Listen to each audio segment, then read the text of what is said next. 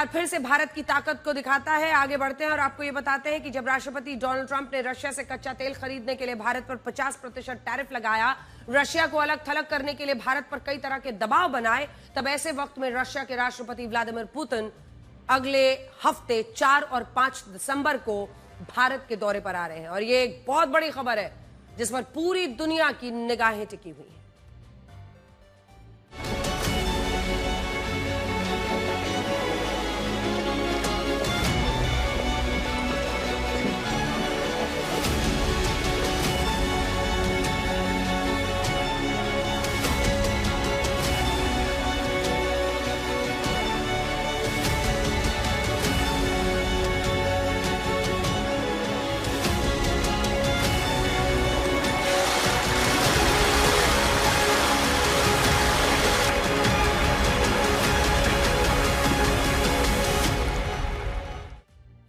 दुनिया में जिन दो देशों की दोस्ती को सबसे मजबूत माना जाता है, उनमें रशिया और भारत की दोस्ती भी शामिल है। इतिहास में ऐसे कई मौके आए जब रशिया और भारत मजबूती से एक दूसरे के लिए खड़े रहे। सबसे बड़ी बात यह है कि भारत की सैन्य क्षमता को विकसित करने में रशिया की एक बड़ी भूमिका रही है। शुरुआत से ही भारत ने सबसे ज्यादा हथियार हो, लड़ाकू विमान हो, रशिया से खरीदे।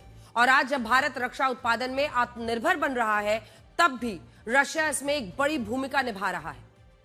आज Bharat made in India BrahMos missile को रशिया के साथ मिलकर ही विकसित कर रहा है। और अब रशिया ने भारत को एक नया ऑफर दिया है, जिस पर राष्ट्रपति पुतिन और प्रधानमंत्री नरेंद्र मोदी के बीच अगले हफ्ते चर्चा हो सकती है। और यह ऑफर रशिया के 5वीं पीढ़ी के लड़ाकू विमान सुखोई 57 को, Su-57 जिसे कहा जाता है, Su-57 को लेकर है, जिसे रशिया भारत में ही विकसित करने के लिए तैयार है। और अगर भारत ने यह प्रस्ताव स्वीकार कर लिया तो पहली बार ऐसा होगा जब हमारी वायुसेना made in India stealth fighter jets का इस्तेमाल करेगी और ये लड़ाकू विमान 5वीं पीढ़ी 5th जनरेशन के होंगे।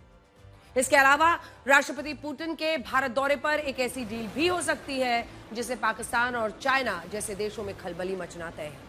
यह deal S-400 anti missile defence system को लेकर हो सकती है, जिसे भारत सुदर्शन चक्र कहता है। भारत रशिया से 5 नए S-400 डिफेंस सिस्टम को खरीदना चाहता है। और भारत की योजना यह है कि हम उत्तर से लेकर दक्षिण तक और पूरब से लेकर पश्चिम तक अपनी सभी सीमाओं को हवाई और मिसाइल हमलों से सुरक्षित रखना चाहते हैं, चारों तरफ से। और इसमें S-400 एक बड़ी भूमिका निभा सकता है। और सोचिए, अगले हफ्ते जब राष्ट्रपति पुतिन भारत आ रहे हैं, तब यह डील होगी तो इससे पाकिस्तान, चाइना, अमेरिका कितना बड़ा संदेश जाएगा।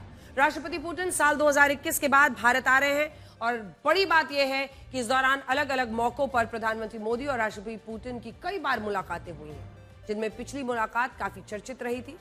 इस वक्त चाइना में SCO समिट के बाद प्रधानमंत्री मोदी और राष्ट्रपति पुतिन के बीच द्विपक्षीय वार्ता होनी थी। और इस दौरान राष्ट्रपति पुतिन चाहते थे कि प्रधानमंत्री मोदी उन्हीं के साथ उनकी कार में बैठकर होटल तक जाएं। तस्वीरें सबने देखी। हालांकि यहां राष्ट्रपति पुतिन पहले ही बाहर आकर अपनी गाड़ी में बैठ गए थे, इसीलिए उन्होंने अगले 10 मिनट तक प्रधानमंत्री मोदी के बाहर आने का इंतजार किया और यह कहा था कि वो प्रधानमंत्री मोदी के साथ ही वहां से रवाना होंगे। तो इससे आपको यह भी पता चलेगा कि मौजूदा वक्त में प्रधानमंत्री मोदी और राष्ट्रपति पुतिन के बीच कैसे रिश्ते हैं।